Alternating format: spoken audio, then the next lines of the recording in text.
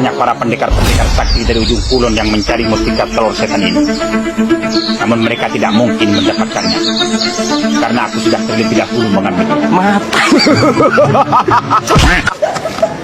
Mata nih Pak. Waspadalah, habis Mulyono terbitlah Mulyadi. Tahukah kamu bahwa Jokowi telah menyiapkan pasangan anaknya, Gibran di Pilpres 2029, yang akan melawan petahanan Prabowo? Deddy Mulyadi yang merupakan Gubernur Jabar saat ini, diprediksi akan menjadi pasangan Gibran di Pilpres mendatang. Rekam jejak mantan Bupati Purwakarta tersebut sangat buruk dan gelap. Lihatlah Purwakarta dijadikan kota berhala, padahal kota ini dijuluki kota santri. Entah apa alasannya, rakyat harus cerdas cara belusukan Mulyadi. Sama seperti cara Jokowi membangun pencitraan dulu. Jangan mau tertipu dua kali. Presiden terjebak politik bunuh diri. Indonesia saat ini berada pada jurang krisis berbangsa dan bernegara. Itu akibat dari posisi, peran, dan fungsi presiden hanya sebagai operator dan boneka RRC.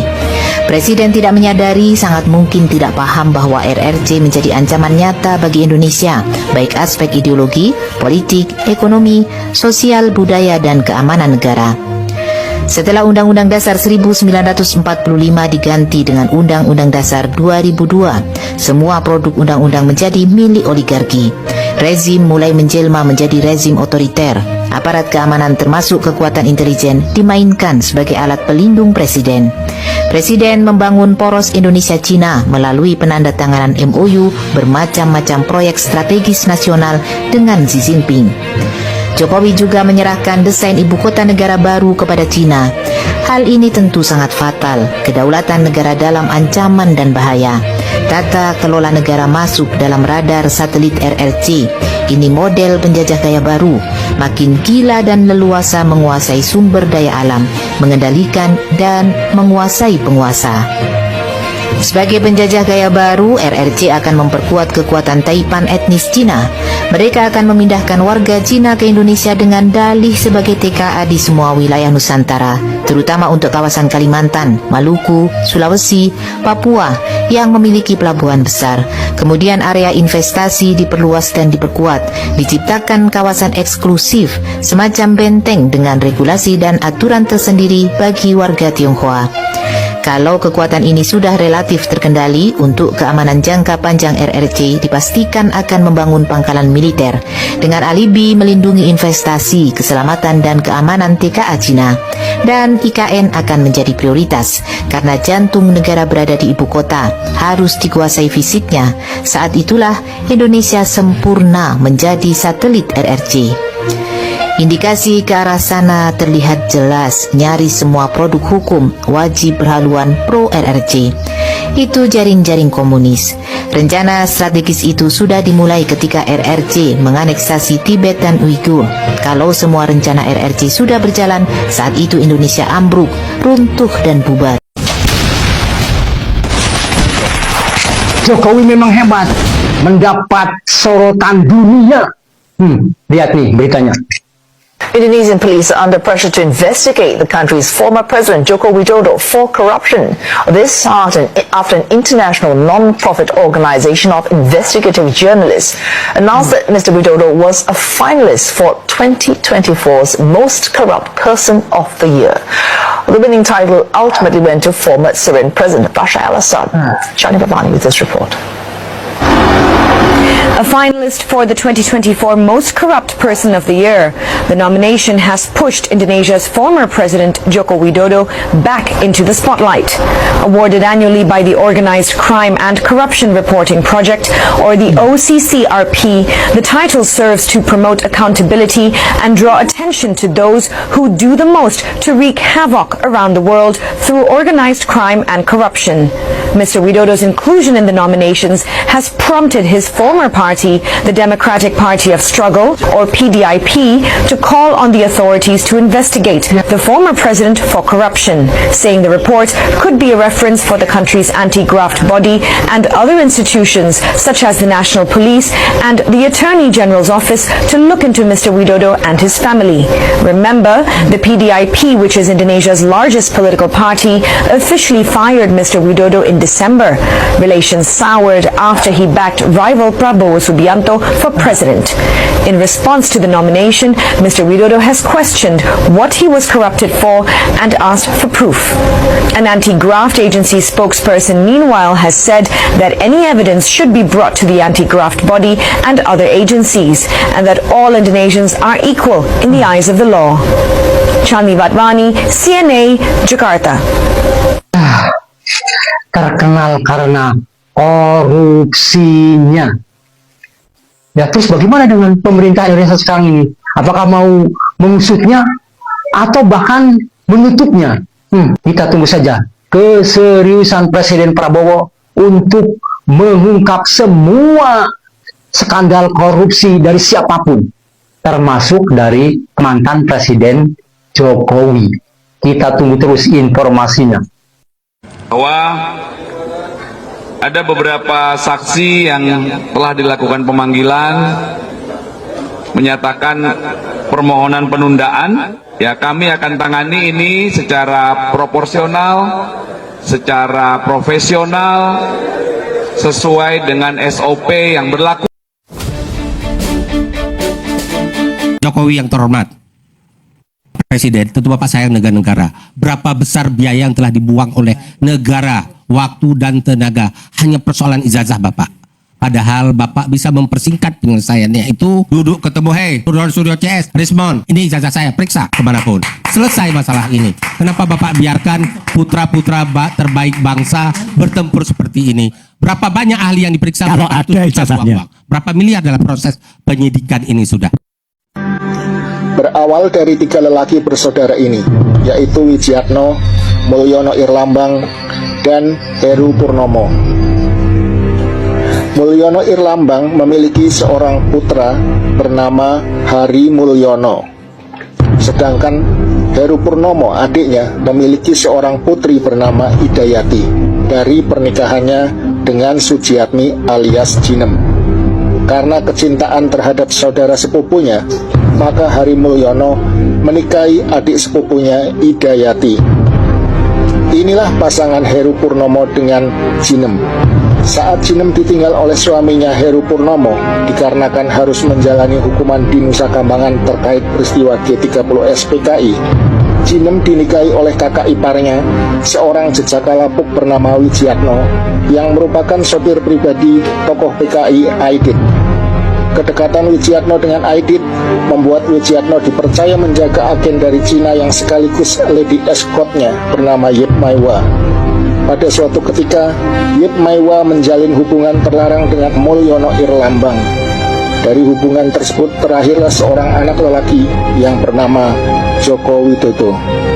Karena kondisi politik yang tidak menentu saat itu, maka Yip Maiwa sebagai agen dari Partai Komunis Cina harus meninggalkan Indonesia setelah berjasa menyerahkan Aidit kepada rezim Soeharto.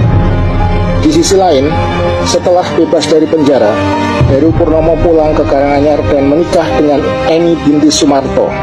Sumarto adalah kakak sulung Jinem yang juga merupakan anggota Partai Komunis Indonesia. Joko Widodo kecil akhirnya dirawat dan dibesarkan oleh Jinem yang merupakan istri dari pamannya, sampai kemudian dia beranjak dewasa.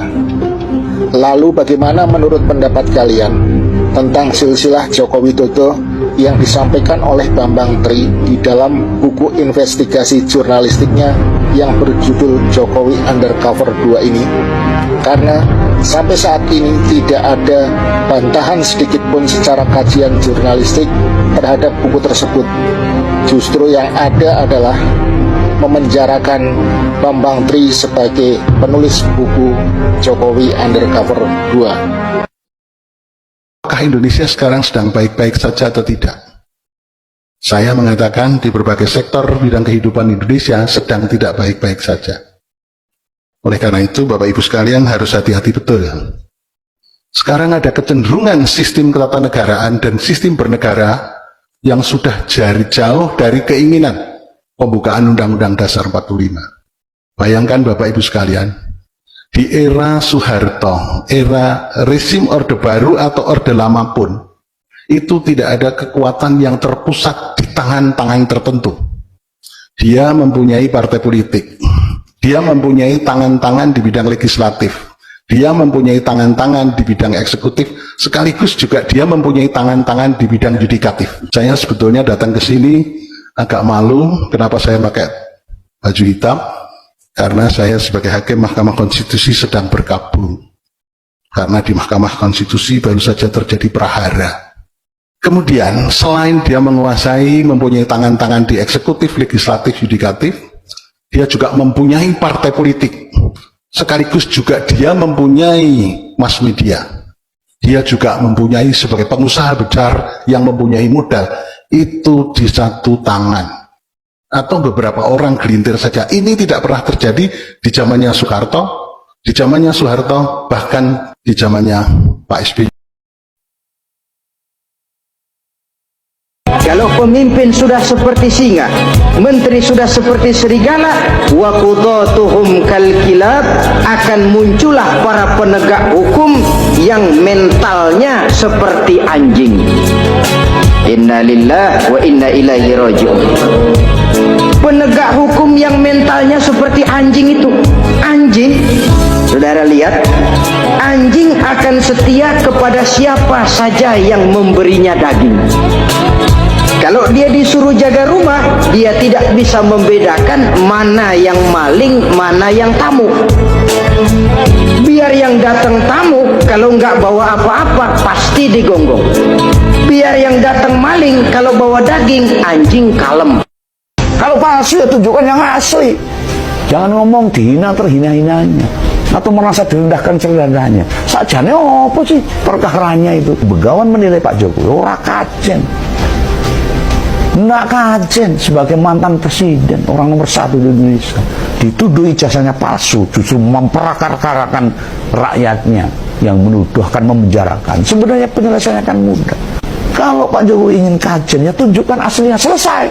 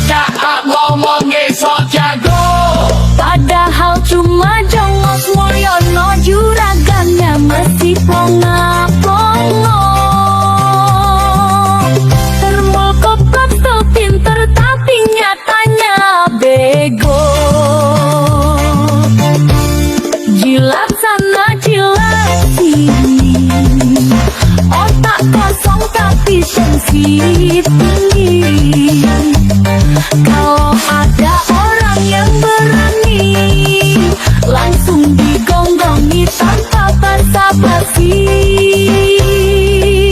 Hatermu, termu, yang penting dapur tetap ngapul. Hatermu, termu, tak punya malu, gonggong malu.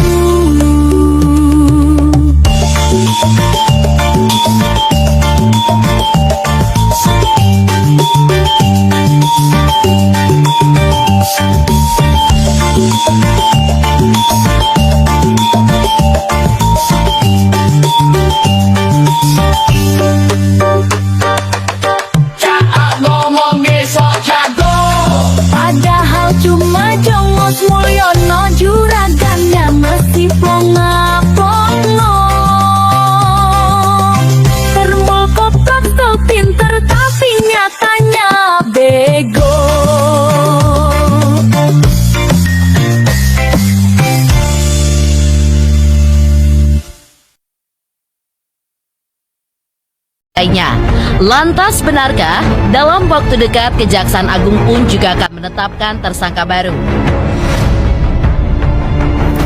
Sangat fatal. Karena apa? Karena ini terulang lagi. Keuangan negara itu diambil oleh sekelompok orang dan dinikmati oleh sekelompok orang saja. Bahkan dinikmati oleh keluarga saja. Yang semestinya dinikmati oleh 290 juta penduduk Indonesia. Distribusi keadilan, distribusi pendidikan, distribusi kekayaan harusnya masif dari mulai Aceh sampai Papua. Kenapa hanya ada di sekelompok orang saja yang kita sebut crazy rich gitu? Bagaimana mereka mendapatkan uang hanya untuk keluarganya saja? Padahal itu adalah keuangan negara dan ini sangat-sangat fatal. Makanya saya salut kepada Kejaksaan Agung bisa membuka kasus kita sebut Pandora, mungkin ini kan dari tahun 2017, mungkin 2018, bahkan di tahun pandemik pun itu. Dan itu masa-masa yang kita lagi sulit gitu. Kenapa masih ada sekelompok orang atau sekelompok keluarga mengambil uang negara? Harus dihukum berat.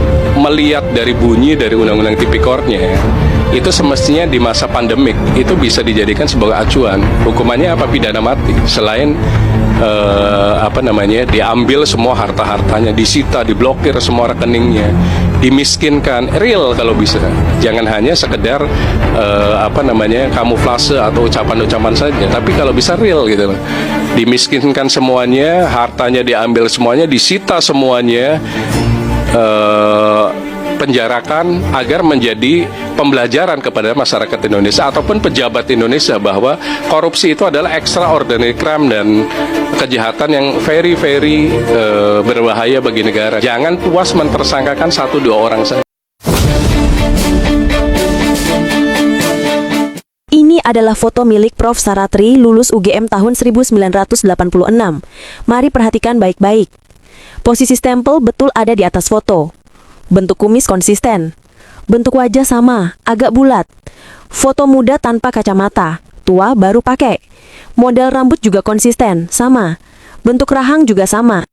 Ini adalah foto milik Insinyur Joko Widodo, lulus UGM tahun 1985. Mari perhatikan baik-baik. Posisi stempel salah. Ada di bawah foto. Kumis malah menghilang. Bentuk wajah berbeda. Foto muda pakai kacamata, tua malah nggak pakai.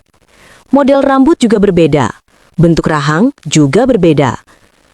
Nah, bagaimana guys? Setelah menyimak dan membandingkan kedua foto ijazah ini, maka bisa disimpulkan dugaan kalau foto pada ijazah kedua itu orang yang berbeda. Kalau foto Prof. Saratri itu adalah foto orangnya sama. Atau kamu ada analisa berbeda? Silakan bahas di komentar ya. Saya Ova Emilia, Rektor Universitas Gadjah Mada. Berikut adalah pernyataan resmi UGM terkait ijazah Bapak Joko Widodo. Joko Widodo dinyatakan lulus dari UGM pada tanggal 5 November 1985. Joko Widodo, alumni Fakultas Kehutanan tahun 1980. 1985. Tahun 1980. 1985. Tahun 1985. 1985.